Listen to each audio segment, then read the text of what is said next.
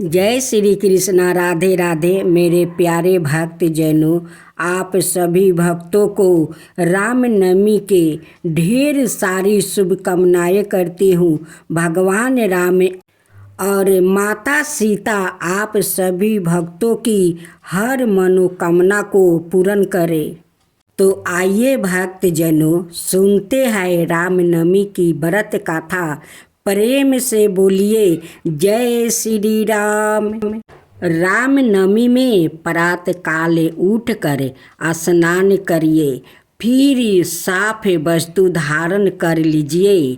इसके बाद आप भगवान श्री राम, माता सीता, लक्ष्मण और हनुमान जी की मूर्ति को गंगा जल से स्नान कराइए। अब आप सभी प्रतिमाओं के सामने चंदन, फूल, अक्षत, धूप, दीप और भोग अर्पित करिए।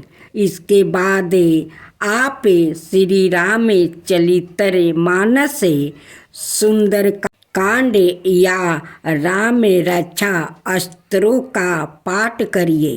पूजा के अंत में आप भगवान राम की आरती करिए और सच्चे मन से प्रसाद का वितरण करें। फिर आप इस दिन ज़रूरतमंदों को भोजन करवाइए।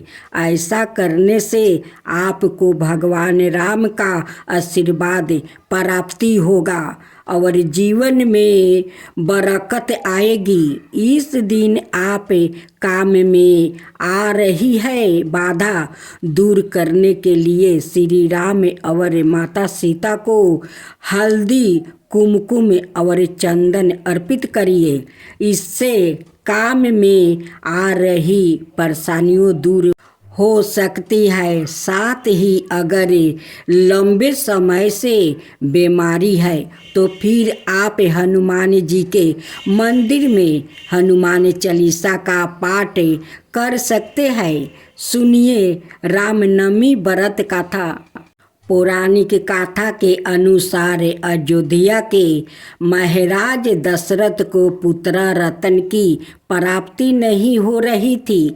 ऐसे में महाराज दशरथ ने अपने गुरु महर्षि वशिष्ठ के निर्देशों का पालन करते हुए एक महायज्ञ आयोजित किया।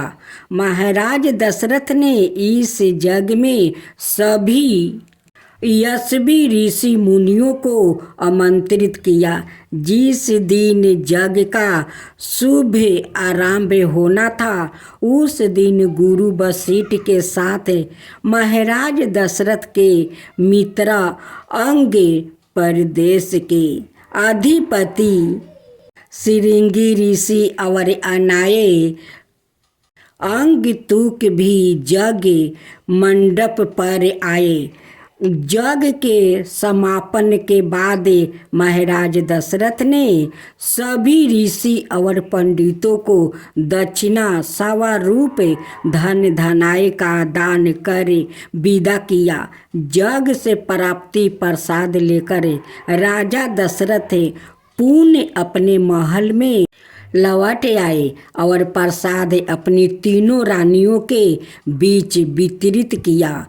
तत्पश्चात यज्ञ के पुण्य फल से तीनों रानियों ने गर्भ धारण किया। सबसे पहले माता कौशल्या ने एक पुत्र को जन्म दिया। रानी कौशल्या के द्वारा जन्मे उस बालक के चेहरे पर करोड़ों सूर्य के समान आबादी और उस बालक के व्यक्तित्व अत्यंत ही आकर्षण था। अनुपम छवि वाले उस बालक को जो कोई भी देखता मंत्रमुग्ध हो जाता। चैत्र माह के शुक्ल पक्ष की नवमी तिथि को जन्म हुआ यह बालक और कोई नहीं बल्कि दृष्टि के महान नायक श्री विष्णु के अवतार भगवान राम का ही बाल रूप था। माता कौशल्या के बाद अन्य दो रानियों अर्थात माता केकई और माता सुमित्रा ने भी शुभ नक्षत्रों में पुत्र को जन्म दिया। माता केकई के एक पुत्र अर्थात भरत हुआ और माता सुमित्रा के 2 पुत्र लक्ष्मण और शत्रुघ्न हुआ। अयोध्या के नन्हे राजकुमारों के जन्म का समाचार पाते ही पूरे अयोध्या नगरी में खुशियाँ और उत्साह की लहर दौड़ गई। गीत संगीत जैसे समारोह से राजा दशरथ के चारों पुत्रा का स्वागत करते हुए उनका जन्म दिवस मनाया गया। यही देवताओं ने भी इस उत्साह में भाग लेते हुए इन नन्हे राजकुमारों को नमन किया और आकाश से अगिनत पुष्पा की वर्षा कर उनका स्वागत करते हुए अपनी प्रसन्नता चढ़ाई। शीघ्र ही चारों पुत्रा का नामकरण संस्कार महर्षि वशिष्ठ के द्वारा किया गया और उनके नाम रामचंद्र, भरत, लक्ष्मण और शत्रुघ्न रखा गया। अत्यंत विलक्षण प्रतिभा के धनी श्री राम अल्प काल में ही अयोध्या वासियों के प्रिय हो गया। उन्हें सभी प्रकार के अस्त्र शस्त्र चलाने में असाधारण निपुणता प्राप्ति हो गई। वो निरंतर माता पिता और गुरुजनों की सेवा में लगे रहे थे। श्री विष्णु के 7वें महाअवतार रूप में जन्म श्री राम ने अपने जीवन काल में अनेकों महान और धर्मपरायण कार्य किया। चाहे सीता स्वयंवर में धनुष तोड़ना हो गया, महाबली बाली का वध कर सुग्रीव की सहायता करना हो, विवाह के पश्चात मर्यादा पुरुषोत्तम श्री राम अपने पिता की आज्ञा का पालन करते हुए पत्नी सीता और अनुज लक्ष्मण समेत वनवास स्वीकार किया। जहाँ माता सीता की दुराचारी रावण से रक्षा करते हुए प्रभु ने अत्याचारी रावण का संहार किया। यही राम है जो सवाए जगत के पालनहार है और दुर्लभ शक्तियों के स्वामी है। किंतु उन्होंने एक समान मनुष्य जीवन का एक अद्भुत उदाहरण प्रस्तुति किया। योग के बाद आज भी श्री रामचंद्र के आदर्श व्यक्तित्व, धैर्य, निष्ठा, त्याग और पराक्रम को श्रद्धा और सम्मान देते हुए राम नवमी के दिन उनका जन्म उत्साह मनाया जाता है। आज भी राम भक्त अनाय आस्था के साथ अपने आराध्या श्री राम का अवतार दिवस मनाते हैं।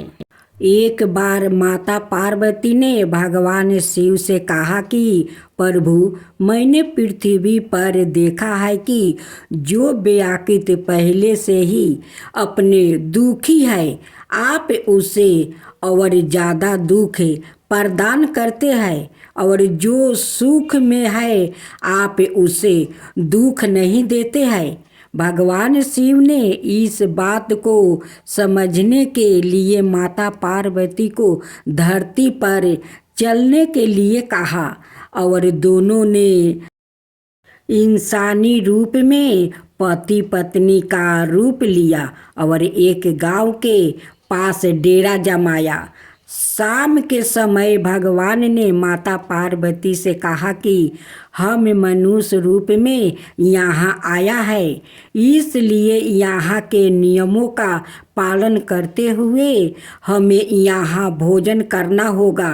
इसलिए मैं भोजन समाग्रही की व्यवस्था करता हूँ। तब तक तुम भोजन बनाओ। भगवान के जाते ही माता पार्वती रसोई में चूल्हे को बनाने के लिए बाहर से ईंटें लेने गई और गांव में कुछ जर्जर हो चुके मकानों से ईंट लाकर चूल्हा तैयार कर दिया। चूल्हा तैयार होते ही भगवान वहाँ पर बिना कुछ लाए ही प्रकट हो गया। माता पार्वती ने उनसे कहा कि आप तो कुछ लेकर ही नहीं आया, भोजन कैसे बनाऊंगा। भगवान बोले, पार्वती अब तुम्हें इसकी ज़रूरत नहीं पड़ेगी। भगवान ने माता पार्वती से पूछा, तुम चूल्हा बनाने के लिए इन ईंटों को कहाँ से लेकर आई है। तो इस पर माता पार्वती ने कहा, प्रभु इस गांव में बहुत से ऐसा घर भी है जिनका रख रखवा सही ढंग से नहीं हो रहा है। उनकी जर्जर हो चुकी दीवारों से मैं ईंट निकाल कर ले आई है। भगवान ने फिर कहा, जो घर पहले से खराब थे तुमने उन्हें और खराब कर दिया है। तुम ईंटें उन सही घरों की दीवार से भी तो ला सकती थी। माता पार्वती बोली, प्रभु उन घरों में रहने वाले लोगों ने उनका रख रखवा बहुत सही तरीके से किया है और वो घर सुंदर भी लग रहा है। ऐसे में उनकी सुंदरता को बिगाड़ना उचित नहीं होता है। भगवान बोले, पार्वती यही तुम्हारे द्वारा पूछे गए प्रश्न का उत्तर है। जिन लोगों ने अपने घर का रखवा अच्छी तरह से किया है, यानी सही कर्मों से अपने जीवन को सुंदर बना रखा है, उन लोगों को दुख कैसे हो सकता है।